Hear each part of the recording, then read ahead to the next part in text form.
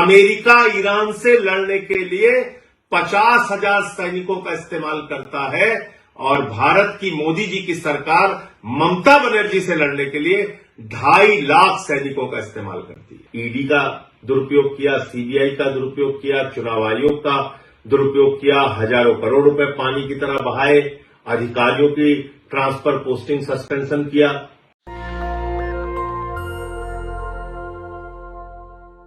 ये संजय सिंह हैं जो आम आदमी पार्टी के सांसद हैं। इन्होंने एक बड़ा आरोप लगाया है।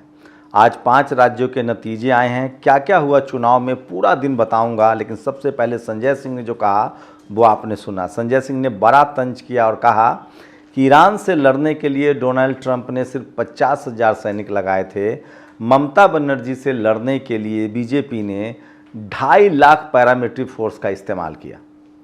ये संजय सिंह का आरोप है। साथ ही संजय सिंह ने कहा कि income tax, ED, CBI, NIA, चुनाव आयोग सब बीजेपी के साथ थे।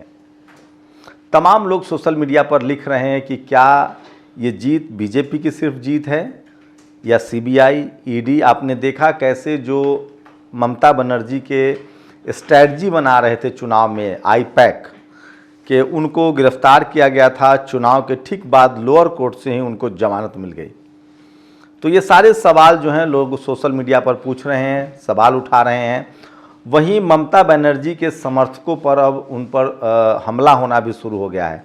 ये तमाम तस्वीरें देखिए, ये तस्वीरें भवानीपुर से भी आ रही है। ममता बनर्जी खुद वहाँ डटी हुई हैं।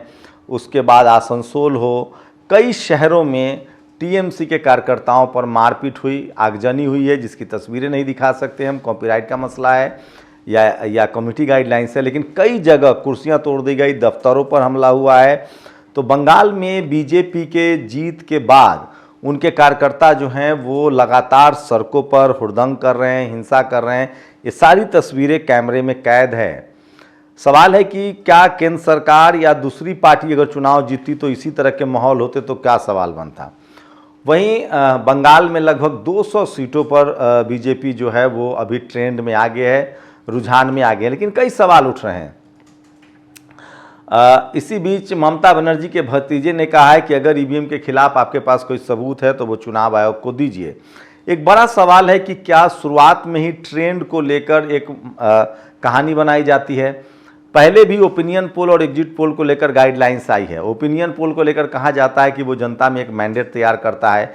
एग्जिट पोल पर सुप्रीम कोर्ट ने रोक लगा रखा है कि आप पहले एग्जिट पोल चुनाव से पहले दिखाए जाते थे, लेकिन अब एग्जिट पोल वोटिंग के बाद ही दिखाए जाते हैं। तो क्या शुरुआत के ही 2-3 घंटे में जब पोस्टल बैलेट की काउंटिंग होती है, 1-2 फेज की वोटिंग, 1-2 की टर्म की ही काउंटिंग होती है, सोचिए 17 राउंड, 18 राउंड, 20 राउंड, 22 राउंड तक काउंटिंग होने की संभावना होती है। तो क्या 1-2 राउंड की गिनती के बाद ही जिस तरह से टेलीविज़न चैनल किसी पार्टी को जिता देते हैं और वो सारा का सारा फेक नैरेटिव होता है, तो क्या ये फेक खबर नहीं है? ये एक बड़ा सवाल है। शुरुआत में चुनाव आयोग की वेबसाइट पर आप जाएंगे, आज 12 बजे तक चुनाव आयोग की वेबसाइट पर मुश्किल से 2 दर्जन 3 दर्जन सीटों के ही रुझान थे, लेकिन टेलीविज़न चैनल पर कोई 200, कोई 150, कोई 175 इस तरह के ट्रेंड सेट कर रहे थे, इस तरह के रुझान दिखा रहे थे। क्या ये सही है और क्या इससे एक मनोवैज्ञानिक दबाव ब्यूरोक्रेसी पर नहीं पड़ता है? क्या एक मनोवैज्ञानिक दबाव जो है वो वोटिंग काउंटिंग एजेंट्स पर नहीं पड़ता है? ये भी बड़ा सवाल है।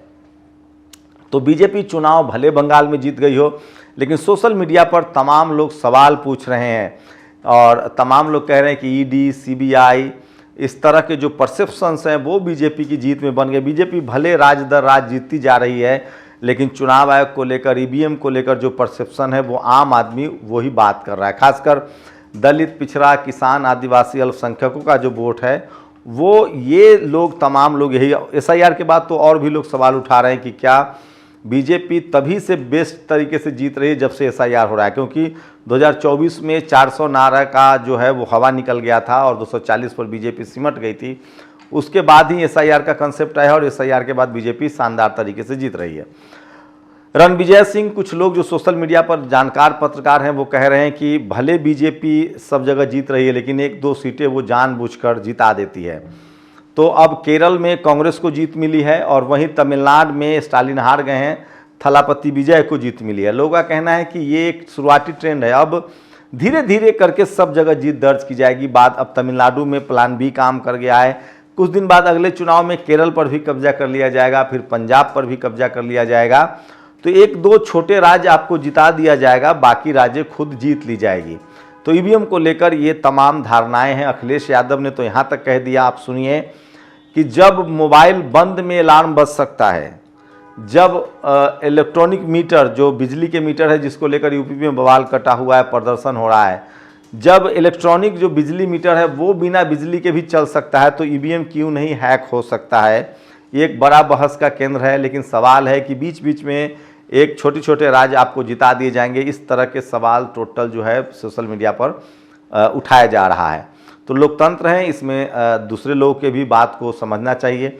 लेकिन बीजेपी में वहीं जीत का जश्न है। बंगाल में कई जगह तोड़फोड़ और मारपीट की खबरें भी आ रही हैं। लोकतंत्र में इस तरह के हमले के लिए तो कम से कम कोई जगह नहीं है। तो क्या बीजेपी जो आरोप लगा रही थी ममता बनर्जी पर कि उनके कार्यकर्ता गुंडागर्दी करते हैं, वही काम बीजेपी के कार्यकर्ता करने लगे हैं? ये बड़ा सवाल है। तो बंगाल में लंबे समय तक लेफ्ट का शासन रहा, उसके बाद 15 साल से ममता बनर्जी थी। अब वहाँ बीजेपी पहली बार चुनाव जीती है और पहली बार सत्ता में आई है, तो ये बड़ी खबर है। दूसरी बड़ी खबर है कि तमिलनाडु में थलापति विजय, जिन्होंने अपनी पार्टी बनाई थी, वो चुनाव में जीत दर्ज कर ली है उन्होंने। कहा जा रहा है कि वहाँ लगातार दलित एट्रोसिटी हो रहे थे, बीएसपी के प्रदेश अध्यक्ष की हत्या हो गई थी। तो एक बड़ा सोशल जस्टिस वाला जो वर्ग है, जो खासकर शेड्यूल कास्ट का तबका है, वो नाराज था। और थलापति विजय ने जिस तरह से डॉक्टर अंबेडकर, पेरियार और सामाजिक न्याय की बात की है, तो वो बड़ा एक वोट उस तरफ शिफ्ट हुआ है। साथ ही केरल में एक बड़ी जीत कांग्रेस को मिली है, लेकिन असम में कांग्रेस जो है वो चुनाव हार गई है और बीजेपी ने अपनी सत्ता बरकरार रखी है। तो पुडुचेरी में भी बीजेपी की सरकार बन सकती है। तो 5 में से 3 राज्य जो है वो बीजेपी के खाते में गए हैं। केरल में बीजेपी के कांग्रेस को जीत मिली है, देखते हैं वहाँ कौन मुख्यमंत्री होते हैं। क्या केरल में जो जनरल सेक्रेटरी हैं कांग्रेस के, वो मुख्यमंत्री होंगे, या फिर 2.5 साल वाला कोई विवाद नहीं होना चाहिए। तो पूरे देश में लगातार लोगों की प्रतिक्रियाएं सामने आ रही है और बंगाल में ममता बनर्जी की बड़ी हार है। और सवाल कुछ और भी लोग हैं, लोग विपक्षी दलों से भी सवाल पूछ रहे हैं। सोचिए, तमिलनाडु में बीजेपी 27 सीटों पर गठबंधन करती है एआईडीएमके से, जो जयललिता की पार्टी है। चूँकि उसे अपना कमजोरी का पता है, तो बीजेपी ईगो नहीं रखती है, घमंड नहीं दिखाती है, वो अलायंस के पॉलिटिक्स में विश्वास करती है। तो तमिलनाडु में सिर्फ 27 सीटों पर बीजेपी गठबंधन में चुनाव लड़ रही थी। लोग सवाल पूछ रहे हैं कि पश्चिम बंगाल में कांग्रेस लेफ्ट अलग क्यों लड़ रही थी, वो भी तो ममता बनर्जी के साथ गठबंधन में जा सकते हैं।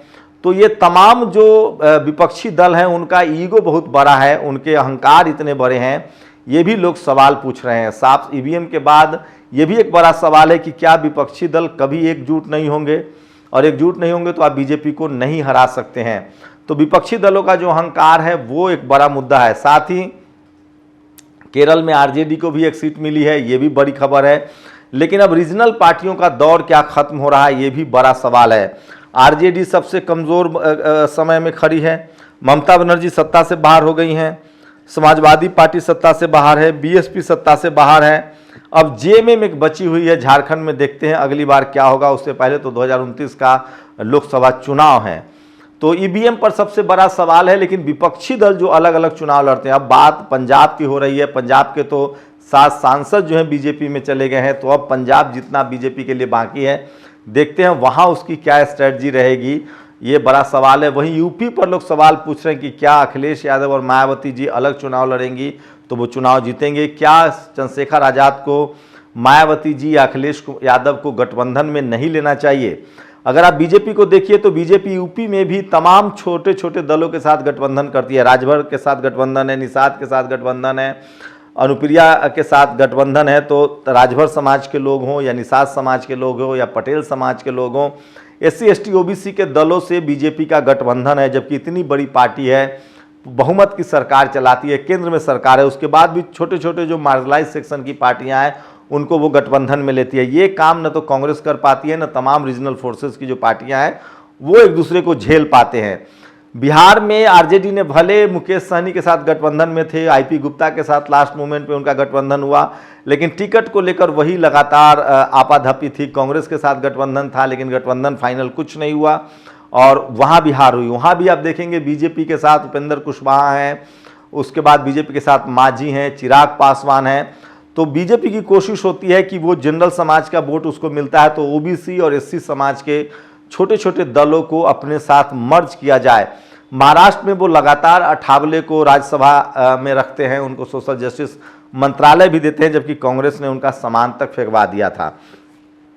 तो ये तमाम राजनीतिक घटनाएं हैं। बीजेपी फिलहाल बंगाल में एससी एसटी ओबीसी के मुद्दों को भी लेकर आगे चल रही है और वो तमाम जो विक्टिम्स, बड़े बड़े विक्टिम्स, महिलाएं विक्टिम्स रही हैं, उनको उन्होंने टिकट भी दिया और वो सब चुनाव जीत के भी आए हैं। तो बीजेपी परसेप्शन की भी लड़ाई लड़ती है, नए फैसले करती है और उन नेताओं को भी अपनी पार्टी में, शुभेंदु अधिकारी दूसरे दलों से आए हुए हैं।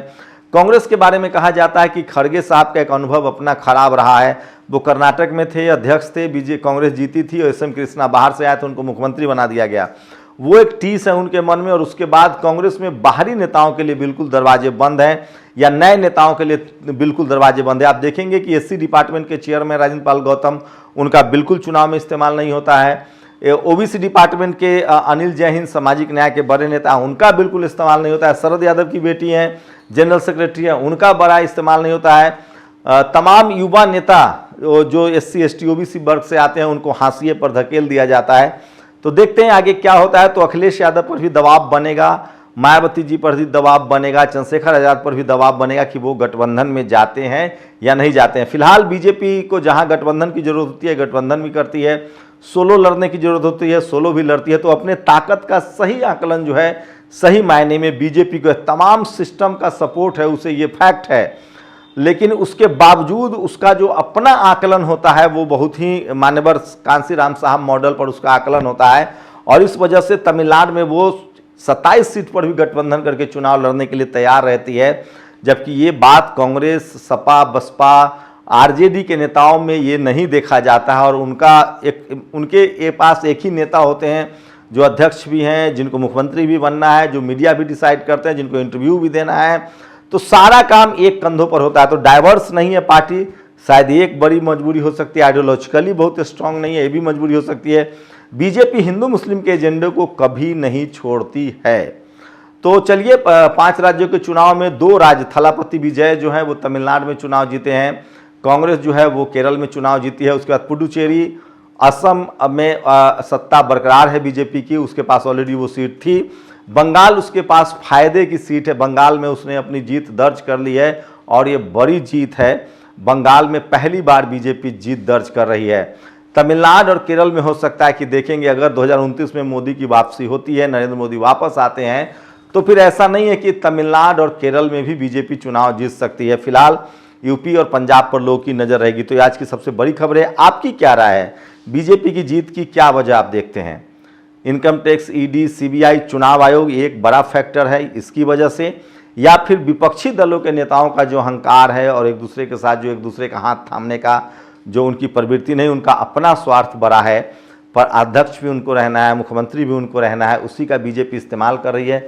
बीजेपी प्रधानमंत्री लगातार कहते रहे हैं कि रीजनल पार्टी में आपका कोई भविष्य नहीं है, वहाँ अध्यक्ष तय हैं, वहाँ परिवार को टिकट मिलता है, वहाँ आप मुख्यमंत्री नहीं बन सकते हैं, अगर आप उस पार्टी में हैं तो आपको बहुत ज़्यादा स्पेस नहीं मिलता है। ये सब वजह भी हैं। ये बड़ा सवाल है। कांग्रेस का वही पुराना ढर रहा है, जो बड़े लोग हैं वही सारे फैसले लेते हैं। नए नेताओं को, जो नए नेता वहाँ गए हैं, जो दूसरी पार्टियों से आए हैं, उनको तवज्जो नहीं दी जाती है। ये तमाम सवाल हैं। मैं फिर मानता हूँ कि जीत के बहुत सारे दोस्त होते हैं, हार पर बहुत सारे सवाल उठते हैं, लेकिन ये सवाल तो पूछे जाने चाहिए। आप लोग अपनी प्रतिक्रिया जरूर दीजिए। शुक्रिया। नेशनल दस्तक की आपसे गुजारिश है कि अगर इसको बचाना चाहते हैं तो नेशनल दस्तक को सब्सक्राइब करने के लिए रेड कलर के सब्सक्राइब बटन को दबाएं, फिर बेल आइकन की घंटी दबाएं। नेशनल दस्तक को बचाने के लिए बहुत जरूरी है कि हर खबर को शेयर करें, लाइक करें, कमेंट जरूर करें।